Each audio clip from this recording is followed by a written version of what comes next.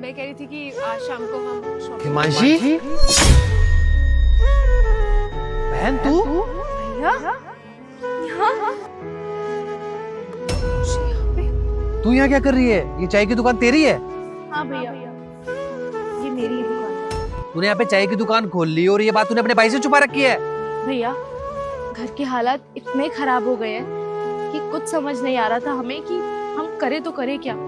इधर उधर से थोड़े बहुत पैसे उधार लेकर हमने ये दुकान खोली है। अरे तेरा पति तो कमाता है ना, वो कहाँ है? भैया उनकी तो इतनी तबीयत खराब है कि वो बिस्तर से भी नहीं उठ पा रहे हैं। इसी दुकान से हमारा गुजर बसर चलता है। जैसा है ठीक है, हम अपने हाल पर हैं, हम अपना गुजारा अपने आप कर लेंगे।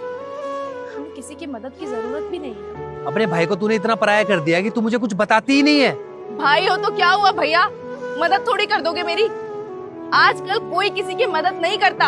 अरे बहन मैं तेरा भाई हूँ, क्या हुआ हमारे माँ बाप नहीं है तो? तेरा भाई तो है ना। अगर तू मुझे अपनी परेशानी नहीं बताएगी तो किसे बताएगी? जब मेरे ऊपर मुसीबत आई थी ना, सबसे पहले आपका दरवाजा खटखटाया था मैंने, आपके पास आई थी मैं। तब क्यों नहीं करी मेरी मदद? अरे तू घर पे मदद मांगने कब आई? और मुझे इस बारे में कैसे कुछ नहीं पता? नहीं पता? पूछो भाभी से एक बार। ओ हेलो, कहाँ जा रही है? अंदर क्या काम है? भाभी मदद चाहिए थी आपकी। तू मुझे एक बात बता, तुझे कब मदद नहीं चाहिए होती है? अरे हर 2 महीने में तू मुंह उठा के चली आती है। इनकी ना बहुत तबीयत खराब हो गई है। आधा शरीर काम नहीं कर रहा है, बिस्तर से भी नहीं उठ पा रहे हैं, ये काम नहीं कर पा रहे हैं। घर में सिर्फ यही कमाने वाले थे, मुझे कोई काम आता नहीं है, तो मैं भाई के पास मदद मांगने आई थी कि अगर थोड़े बहुत पैसे मिल जाते तो मैं सिलाई का एक सेंटर खोल लेती अपना। एक बार तुझे दहेज देके विदा कर दिया ना, ये कौन सा दहेज है जो हर 2 महीने में देना पड़ रहा है? जब देखो पैसे चाहिए, कभी कुछ चाहिए, कभी कुछ चाहिए। हमारे पास कुछ नहीं है तुझे देने के लिए। हाथ जुड़वा रही हूँ, पीछा छोड़ दे हमारा। और भाभी ने मुझे क्या बोलकर भगाया वहाँ से? ये कौन सा दहेज है जो बार बार देना पड़ रहा है? सबसे पहले मैंने अपने दिल की बात आके भाभी को बताई थी, धुतकार के दरवाजे से भगा दिया था भाभी ने। तभी मैंने ठान लिया था किसी भी कंडीशन में रहना पड़े मैं अपने भाई के घर दोबारा मदद मांगने नहीं जाऊंगी।